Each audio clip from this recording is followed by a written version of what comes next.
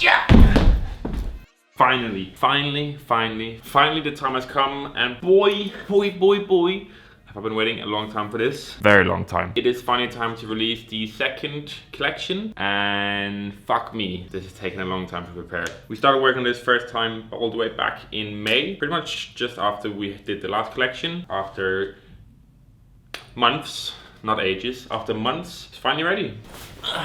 Originally the plan was to release it all the way back in September or like the 1st of October, but when you're dealing with factories, it just takes ages. When someone says, oh, it'll be ready in 6 weeks, it's probably gonna be 8 weeks or 9 weeks. Now, similar to last season, we focused a lot on just making everything very wearable, but still keeping a very good quality and still having it be affordable. Of course, affordable is a term that's always different from person to person, so it might not be affordable to some people, but it'll be affordable to other people. Basically, I've tried to find a compromise between price and quality to make sure that you don't get shit quality clothes. Also, you don't pay a fuckload of money. Now, everything is still made in Portugal. In the future, we might branch out to different countries for different items or not, but because we had such good trousers last season, we thought, you know what, stay in Portugal, make sure these are all looking fresh. We have decided to split it into 2 drops. Now, the first drop will be tomorrow. Yeah, no, very last minute. The first drop will be tomorrow, 4th of November, 8 p.m. UK time. I don't know if it's GMT or BST, but just Google it. UK time to Denmark time, or UK time to US time, or UK time to wherever you are in the world. But it's 8 p.m. UK time. The second drop will be the 18th of November, 2 weeks after tomorrow, 8 p.m.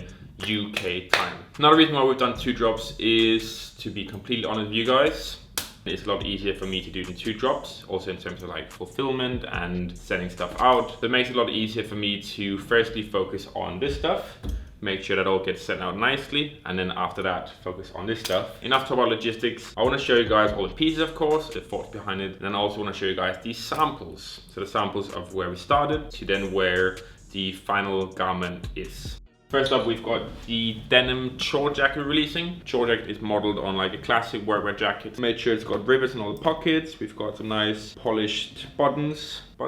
I think you call it, yeah, buttons. Super durable, super wearable. A lot of details has gone into the quality, of course, and then also the color. A very simple stone wash. It's not light necessarily. It's just like a typical jean color, and that's because it goes with pretty much everything. Dressed up, you can wear it casually, you can wear this more workwear, more streetwear. I think that's the beauty of a denim jacket. That's also why I wanted to keep the branding very minimal. So it's just got a little running logo here. That's because we want to focus on the quality and the fit, and not necessarily the branding as much. We did think about having like running logo on these buttons here, but we want to be more like polished and not necessarily have running, and just leave it here essentially. I'm really happy with this. This is like my go-to layering jacket these days. You can wear it however you want. Now, to go through some of the samples, ever so slightly different color. This one's a tad bit lighter. I had to cut the pockets out to do color matching on it. You can also see that the pockets here are rounded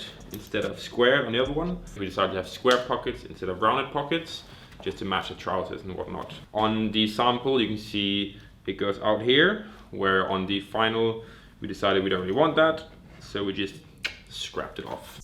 Now, moving on to the carpenter jeans, a typical workwear carpenter jean, which means that you've got the hammer loop on the side, and on the other side you've got extra pockets for your tools, whatever you wanna put down here. Sometimes I put my phone down here or wallet, which, thinking about it, is probably a bad idea with big pockets, but oh well. There's also, again, a very small, subtle logo here. We didn't want to put on too much branding on it. I just want to focus on the fit, on the denim, the quality, and everything. So that's why it's kept very minimal. On the back, we've got square pockets. And then on the front, we've got this double knee feature. They've made the jeans first, and then they've added a separate panel on top of the jeans. You've got double layered denim. People who actually wear workwear with a reason. It just makes the legs or knees sturdier. If they're on the knees a lot, yeah. In terms of fit, we wanted these to be pretty much just straight fit. They're gonna be slightly longer than the corduroy stuff because I wanted to puddle a lot more. And honestly, I'm not saying this just because it's my product, but I fucking love these. I think they're super sick. I wear double denim sometimes, but these days I tend to wear the jacket a bit more casually. For the carpenter or workwear jeans, I tend to wear these a lot more casual street than the jacket sometimes maybe. Moving on to denim samples. This is the first sample we got. It's pretty much identical to the final. We just had to make sure that some of the rivets were placed properly. Some of them weren't like on the actual stitching, where instead of having here, it should have been in here. And also these have got rounded pockets again, where they should have been squared. Second sample, we tried something slightly different, a different wash, a bit more light, and then we tried to have stripes going across here, just to kind of add some extra details, but it felt like it was clogging it up more than actually looking good. I don't know. I love the jeans though. I think they're super sick, and it's good quality. It's banging quality.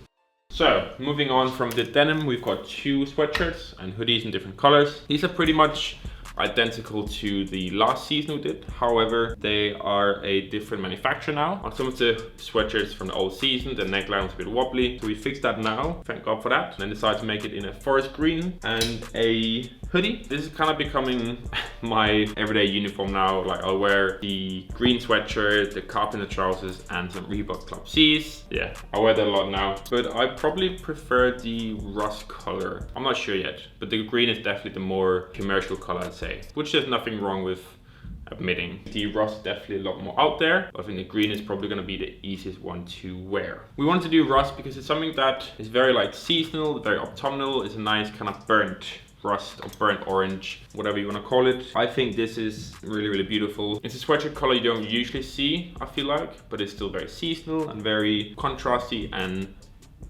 nice. And I felt like it matched the collection a lot. It reminds me of like leaves falling down, this whole kind of color palette when you get into autumn. Not really sure what to say apart from that. I said these are the first items dropping. They'll be dropping tomorrow, the 4th of November, 8 p.m. UK time. Moving on to the second drop, the Corduroy drop. Boy, am I looking forward. Corduroy has definitely been the hardest one for us to make, just to find the right corduroy, and also the colors. So fucking long to make such a simple shirt, which is really annoying, but that's just like production stuff. Now, if we start with the color I'm most excited about, we've got the cream. The cream is definitely the one where I'm like, you know what, fuck it, this is a sick color, really nice. Now the cream was fairly easy to make in terms of color wise. We took the stone from last season, saturated a bit, and then obviously when you work with corduroy, because you've got these ridges, you automatically get a shadowing, so it seems darker inside and then slightly lighter on outside. Now with this one we went for these not clear but like slightly cloudy buttons, just to kind of match the shirt and not stand out too much. We did consider using black buttons, but it would be too contrasty. And then we had a tonal embroidery on the left chest pocket. They make these shirts white and then you dye them, so garment dyed. We want to keep it very simple in terms of branding, very minimal, not stand out too much. We have of course also got a pair of cream cords. Got a full set. In terms of sampling on the cream stuff, it's been pretty similar. So the only difference is a tiny color difference. And then we've also changed the corduroy to make it a bit more sturdy. If you look at this cord, the ridges are a lot more defined, where on this one, it's almost a bit too soft and you can't see it as much. That's why we changed away from this fabric. Next up, we've got the forest cord. I want to make a deep forest green corduroy. It is the same color match as the forest green sweatshirts, but because of the fabric and material, it's gonna look slightly darker, tiny bit more shiny. The main difference between this shirt and the sample we did is that the color is ever so slightly different. This one is a bit more shiny, and also we changed the buttons. So these buttons are a bit boring. They're like this matte black, very plain looking button, whereas on the new ones we've got tortoise shell buttons, tiny bit of contrast, bit more interesting. This is probably my favorite color in terms of the overshirt, just because I wear a lot of lighter trousers where I feel like this one goes really well. Of course, also comes with matching green buttons. We're not selling this as a set, so if you want to buy the shirt, you can buy the shirt. If you want to buy the trousers, you can buy the trousers. No one's forcing you to buy the set. We've got the blue, and fuck me, mate. Fuck me, we've gone through a lot of sampling on the blue ones. Blue one is probably my favorite in terms of like the whole set. So if you want to wear the top and the bottom, to me the blue is probably the most wearable one in that sense. It's slightly closer to a dark color. That's why it's probably easier to wear this one. Having said that though, the blue one looks fucking sick together with the cream one. It doesn't matter if you're wearing the blue top or the blue bottoms. It always looks good with the mismatch cream and blue, I'd say. The blue also isn't the one that stands out the most, so I think it's very good for like everyday wear. And it's more like, I want to call it slate blue and not necessarily like navy blue. Of course, you've also got the matching buttons. You're gonna go full corduroy style. And in terms of like sampling, this was a nightmare. Like for some reason, blue is a very hard color to dye. That's why we've got a fuckload of different samples. Very purple in it, and obviously this is not really a good color for me. It's a nice like funky color, but I wouldn't want to wear this. It's more like purple or very deep blue. They had this kind of color buttons in the beginning, which not really the kind of match I was going for. Actually really nice color. I want to say it's slightly more shiny than the other one, but I didn't feel like it was quite right for the autumn drop. I prefer this more muted blue, I think.